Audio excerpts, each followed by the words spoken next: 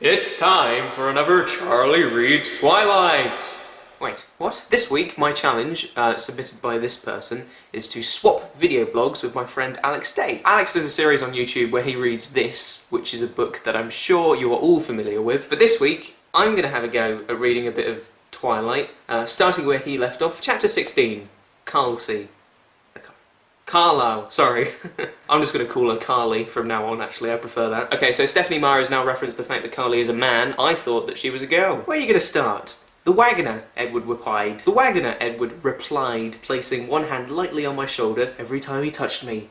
Even in the most casual way, my heart had an audible reaction. It was more embarrassing with Carly there. See, I thought when she said an audible reaction, she just meant audible in the terms of Bella could hear her own heartbeat, but apparently everybody can hear her heartbeat. That's quite scary. I mean, if I heard someone else's heartbeat in a room that I was in, I would say, holy crap, what is up with you? Please go to a doctor, that doesn't sound right. It's starting to dawn on me that I haven't joined this book in the middle of a nice action scene or something that might be vaguely interesting to read. No, I've joined the book at a Edward Cullen history lesson. London in the 1650s, Edward said.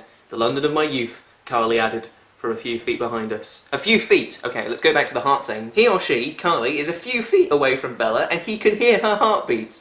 There is something wrong with Bella. Okay, so this isn't an Edward Cullen history lesson, this is a Carly history lesson. I mean, even as someone who hasn't read Twilight, I know who Edward Cullen is, and I wouldn't mind hearing his backstory. Carly, however, I don't know who she is. I don't know anything about her. Carly's backstory, she's a vampire, obviously. He studied by night, planned by day. He swam to France, and... He swam to France? Said Bella. I don't get why she's so impressed by the fact that he can swim to France. I mean, if David Walliams can swim the channel, I'm sure a vampire could do it quite easily. People swim the channel all the time, Bella, he reminded me patiently. Apparently me and Edward Cullen are on the same page there then. I won't interrupt again, I promise, said Bella. He chuckled darkly. He chuckled darkly, so if this is chuckling... How do you chuckle darkly? He chuckled darkly and then finished his sentence. Because technically we don't need to breathe. Technically you don't need to breathe. Well, Edward Cullen, you are a monster. I've got 8 pages of this left. Ugh. So obviously, when Edward Cullen says, I don't need to breathe, Bella goes, oh my god, you don't need to breathe, that's so mental. And then Edward says, I know at some point, something I tell you, or something you see is going to be too much, and then you'll run away from me, screaming as you go. He knows this is going to happen, and now she knows this is going to happen, at some point. And yet...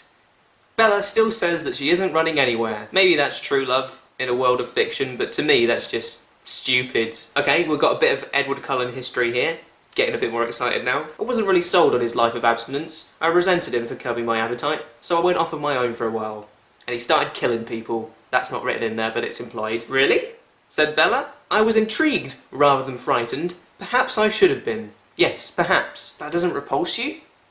No? Well, why not? I guess it sounds reasonable. Okay, they're both mental. Or maybe not Edward, I mean, he's a vampire, I guess he can't really help it. But Bella is insane. I think I've come to the realisation that these two do deserve each other. She's with a vampire and she's crazy, so it makes sense. And then a vampire walks in and he's like, do you want to go play baseball in a storm? And then the chapter ends. So that's the experience I've had of Twilight. I'm going to put this book down now and I'm never going to pick it up ever again. As part of me swapping video blogs with Alex this week, Alex is going to do a Challenge Alex, which you can see by clicking just there. That is the end. That is the end.